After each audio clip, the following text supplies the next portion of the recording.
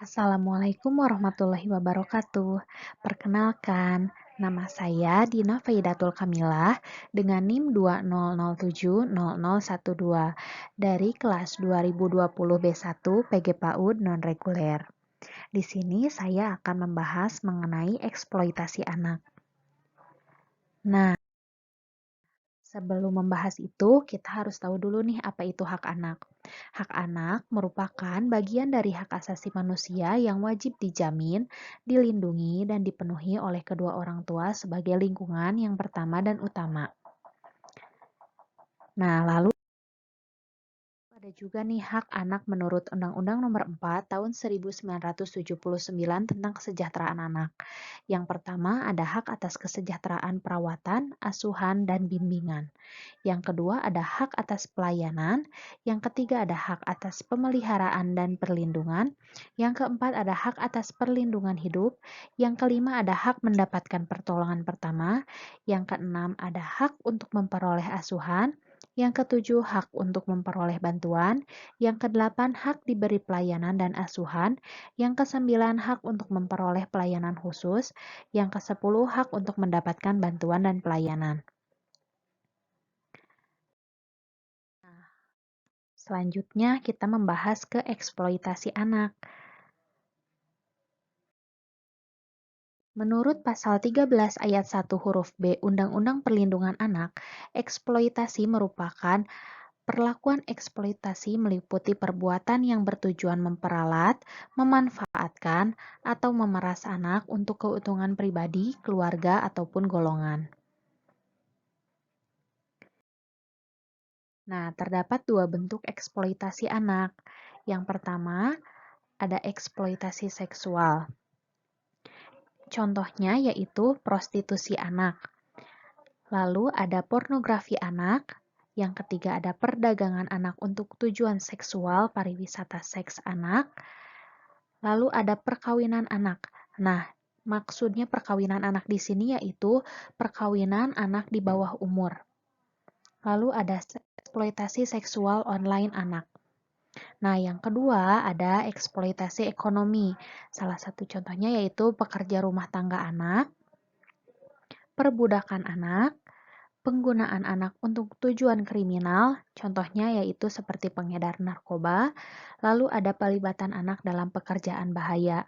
Nah, maksudnya yaitu seperti mengajak anak untuk melakukan pekerjaan-pekerjaan yang berbahaya seperti merampok dan yang lainnya. Nah, di sini ada salah satu contoh kasus eksploitasi Bicara anak. tentang eksploitasi di mana angkanya terus-menerus meningkat, tetapi pada intinya adalah benang merahnya selalu berujung pada kekerasan. Ya, Betul, dan anak-anak yang menjadi korban bukan saja mereka yang jauh dari asuhan orang tua, tapi juga yang berada di dalam keluarga mereka sendiri. Saya akan ajak Anda sekarang melihat grafis yang sudah disiapkan oleh tim Litbang CNN Indonesia. Ya, kita lihat sekarang. Jadi ini adalah beberapa jenis eksploitasi anak. Ada beragam bentuknya. Yang paling banyak terjadi diantaranya adalah eksploitasi seksual, di mana anak diperlakukan sebagai objek seksual. Dan di sini anak biasanya menjadi korban pelecehan seksual atau terlibat prostitusi. Bentuk eksploitasi yang kedua adalah eksploitasi ekonomi. Dan pelaku biasanya memaksa anak untuk bekerja, di mana uang yang dihasilkan akan dinikmati pelaku. Ini sebagian besar yang dilakukan oleh mereka, para pengemis dan pengamen yang sudah ditangkap oleh Dinas Sosial dan juga sedang diselidiki oleh kepolisian. Dan kemudian yang terakhir adalah eksploitasi pada bayi. Ini yang paling menyedihkan. Berdasarkan eksploitasi pada bayi tadi salah satunya contohnya adalah menjadi komoditas. Mereka digunakan untuk meminta-minta, terkena hujan, kadang terkena panas, bahkan biasanya selama kegiatan ini dilakukan, bayi diberikan obat penenang. Ini terjadi pada bayi berinisial I yang sampai saat ini saraf motoriknya masih terganggu. Kemudian yang berikutnya kita lihat kasus penganiayaan anak pada tahun 2011 sampai 2013, eksploitasi seksual sebanyak 205 kasus, kemudian eksploitasi ekonomi 217 kasus, sementara itu eksploitasi pada bayi sebanyak 6 kasus. Dan pelaku eksploitasi anak cenderung menganiaya korbannya. Bentuknya berupa pukulan, cubitan atau kekerasan lain yang mengakibatkan luka berat hingga kematian. Lalu apa sekarang hukuman untuk para pelaku? Jadi Undang-Undang Nomor 35 Tahun 2014 tentang Perlindungan Anak menetapkan sanksi bagi mereka para penganiaya anak. Jika korban mengalami luka berat, maka pelaku bisa dipenjara hingga 5 tahun dan denda hingga 100 juta rupiah. Dan jika korban sampai meninggal dunia, maka pelaku bisa dipenjara hingga 15 tahun dan denda hingga 3 miliar rupiah. Dan ini dia yang penting, jika pelaku adalah orang tuanya sendiri, jika orang tuanya sendiri, maka hukuman ditambah sepertiganya. Dan ini sepertinya sebenarnya sudah jelas, saya akan kembali lagi ke sana. Ini sebenarnya sudah jelas. Dan semestinya semua orang menganggap ini sesuatu hal yang serius. Bisa dimulai dari yang paling sederhana untuk tidak memberikan respon kepada mereka yang menggunakan anak-anak. Nah, itu merupakan cuplikan dari kasus eksploitasi anak. Nah, untuk videonya bisa diakses di link YouTube yang sudah saya sematkan. Bicara tentang eksploitasi di mana angkanya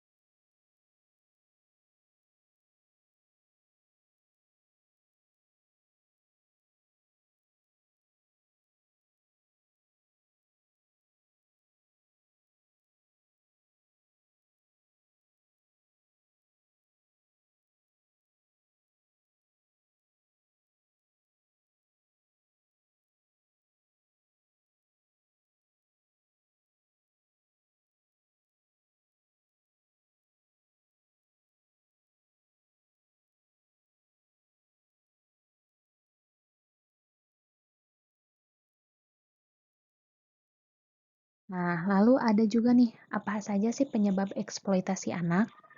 Nah, yang pertama adalah ekonomi keluarga yang rendah. Nah, faktor ini sangat mempengaruhi eksploitasi ekonomi anak. Di sini biasanya anak-anak dipekerjakan dengan paksa untuk membantu keadaan ekonomi keluarganya yang rendah.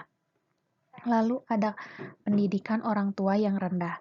Nah, karena pendidikan orang tua yang rendah mengakibatkan orang tua berpikir bahwa jika anak tidak perlu berpendidikan tinggi, hanya bisa langsung saja untuk bekerja untuk membantu keuangan keluarga.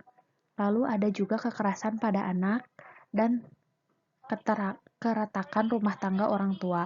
Nah, karena anak tersebut menjadi broken home, maka anak tersebut menjadi objek eksploitasi pada keluarga tersebut.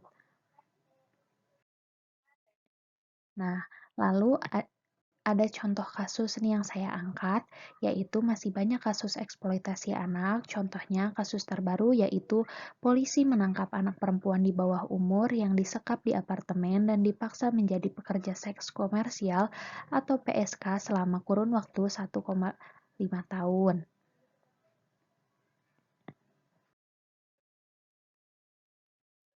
Nah, ini di sini saya juga menyematkan video tentang kasus eksploitasi anak yang bisa diakses di link YouTube yang sudah saya sematkan.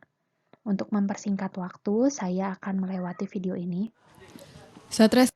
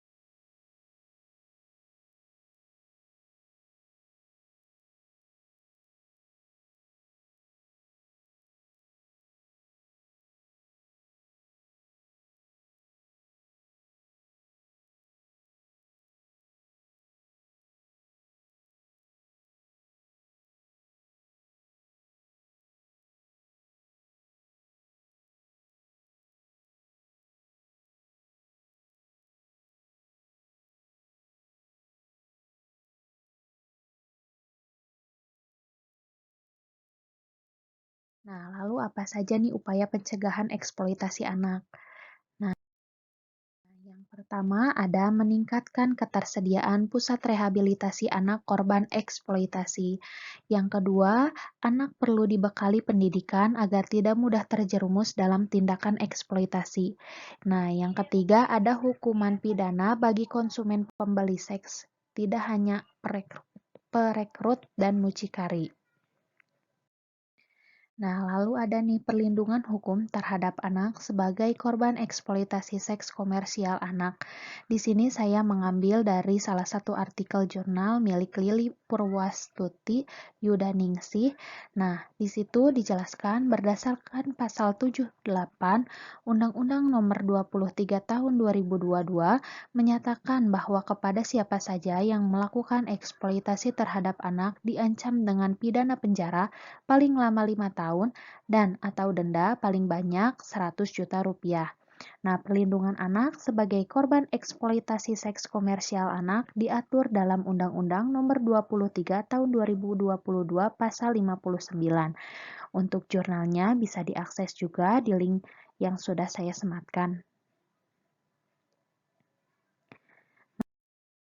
Ada treatment bagi anak yang mengalami eksploitasi.